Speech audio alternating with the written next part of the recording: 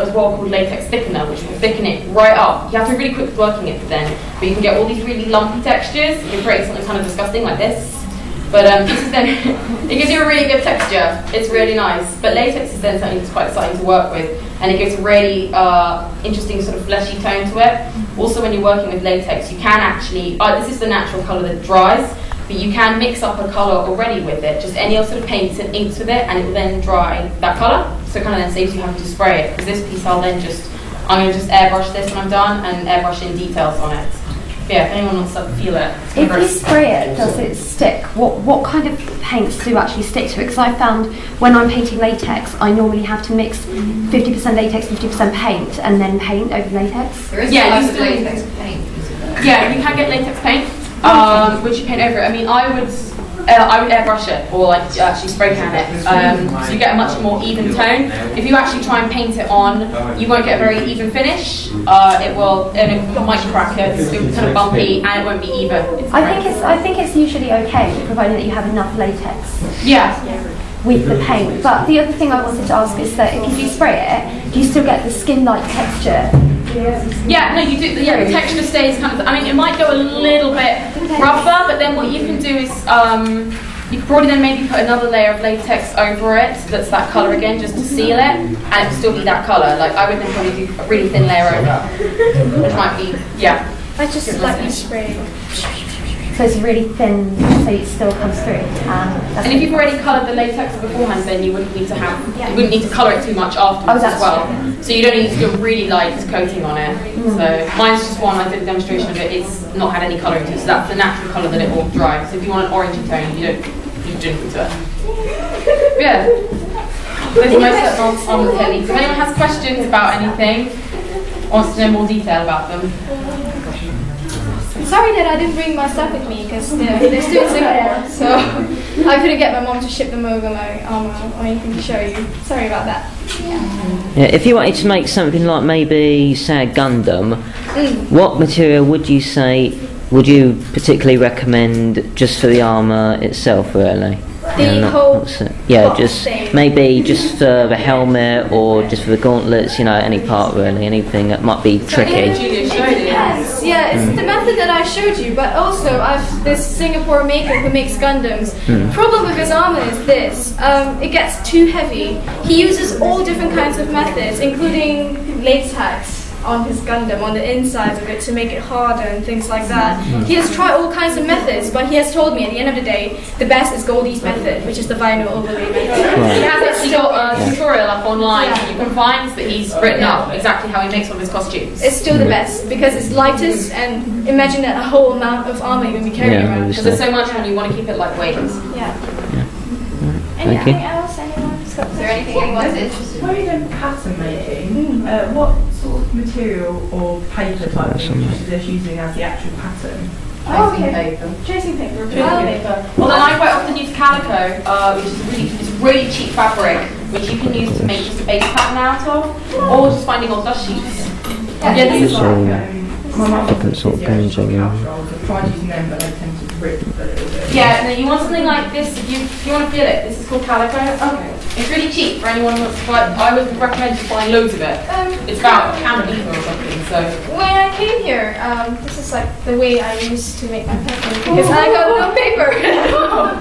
Because I don't have huge rolls like I have in Singapore. Brown paper is the best. If you have brown paper or whatever, leftover stuff, just go to leftover shops and get wallpaper. Those are like the best things to make patterns with. Or if you want to make smaller bits of patterns, I use foolscap paper. Sorry, but pattern making doesn't have like a basic requirement. Basically for cosplays, actually I don't even make any patterns. For me, I just put pen on cloth, draw it, sew it, because there isn't time or anything. Actually, greaseproof paper works quite well, but you can overdraw it with pencils, not pens. Because if you need, obviously it comes on a roll, so if you need something really long, it's actually quite good, it's quite strong as well. It's a good point to note, because dressmaking patterns can be very expensive. If you don't want to cut them up and you want to use them, trace them out, and then you can use them and they get less damage, and you can keep them and use them more in the future. But I think the best way to do a pattern is always the method that Julie showed earlier, is actually have one, make it straight on you, or on a dressmaker's dummy. That's how I did this one. I just made the patterns straight on a dressmaker's dummy, and there's loads of different seams in it that are kind of hidden, but I just pinned it on and worked it out from trial and error, and eventually you've got your result. Anyone who likes to make chainmail? I'm recruiting chainmail party here. Yeah. My mate's already made one, so I can always ask Yeah, him to make about real chainmail. Really, I would just usually go down to a place like B&Q and just get a bit of chainmail from there. Just make them, yeah. It's chainmail making party. Because you need about 20 people to rush it out. It's really hard. I have a question about your Momiji armor. How you put all the pieces, so how do you end up getting them together and getting them on your body? On my body. Okay. For example, Momiji armor. What you've got just now is one front panel, two back panels. The back panel, you know, it will be Velcroed. Velcro can really I uhu'd the Velcro. This sort of Velcro, don't get sticky Velcro. Sticky Velcros are horrible. They just get everywhere. I just get the normal kind of sewing Velcros, and I use uhu on the sewing Velcro. I stick it there and leave it there for a day, just to make sure that uhu holds it in. It does. I've done huge bonds with it before. And then this one, uhu bond on as well. It's uhu. Woohoo!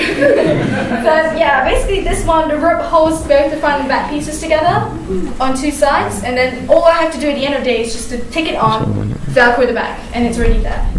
Yeah, because it's all very lightweight, uhu does hold. The point about the vinyl overlay is to make the armor as light as you can. Because then you can use uhu or glue or anything, you just hold it up together, it just holds on your body, you can move with it, it doesn't get in your way. Yeah, it gives you a bit more freedom when you cosplay. Yeah. Well, it's an obvious point, but before you start any armour, do think about how it's going to attach to you first, because it is really important. Because if you make something and then you have no method of attaching it, you've just wasted some time and materials, basically. You have to start from scratch again. So it is really important to think first before you start anything, how am I going to attach it? Whether you use something like, I just used elastic, or using rope and Velcro, you can use snaps and poppers. Really do think about that first, otherwise you'll don't make your armors too heavy, because otherwise you have a problem holding them up. My boyfriend used aluminum sheets with cardboard, with hot glue gun, and his Nobunaga armor was just perfectly looking, but it just couldn't hold together. We had to use metal rivets and rivet them through. Seriously, just to punch it through, and it still didn't hold because it was just not metal.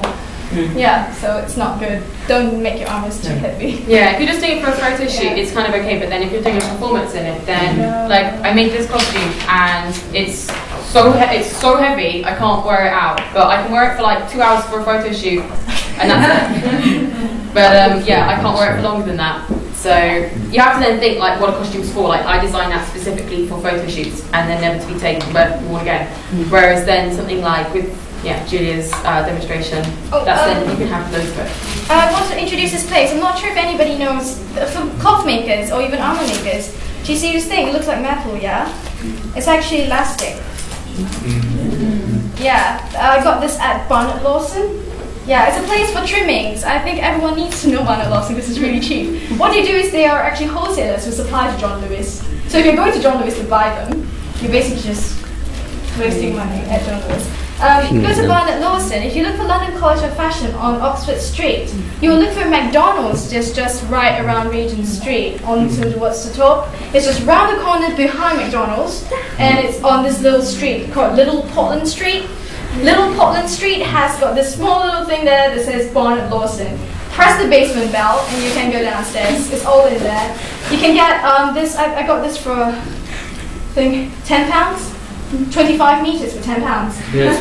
Yeah, so it's actually good. I bought laces, 25 meters for £5 before, so it's good to go there for the trimmings. It's also a really good place. I went recently. You go to like just local jumble sales and places like that. Loads of people are throwing away stuff like this. I bought about 25 meters of handmade lace for £5 the other day. You can get, so it's worth looking around in places like jumble sales and hobby sales, because a lot of people are just throwing away stuff that you can use. Vintage pattern, you know. Exactly. It's worth like just researching those before you start buying things and spending your money. And like you said, if you find the wholesalers of other shops first, then you should go there because they'll just sell them cheaper. Also, if you go to places like Pentonville Rubber, if you ask them for offcuts, they sometimes just give it to you for free because they can't do anything about it because they can't sell such smaller pieces. So if you need a small bit, it's quite good to kind of go along and try and chat them up and get like offcuts. Okay, you can find us at this place. Go to Facebook and search Let's Cosplay. You'll see our newly created Facebook group, 28th of February is our birthday. Let's Cosplay UK at googlemail.com. Yeah, you'll be able to reach us via this email, and we can always answer questions. We're trying to get it going so everyone gets to share ideas, and because there is no newbie and no oldie. I have that friend of mine who taught me so much when she was just a 3-day cosplayer. So really, there is no expert, no beginner level. Everyone starts somewhere. You always come up with something new. Yeah, so let's all share our ideas together. It'll be really fun. Thank you very much.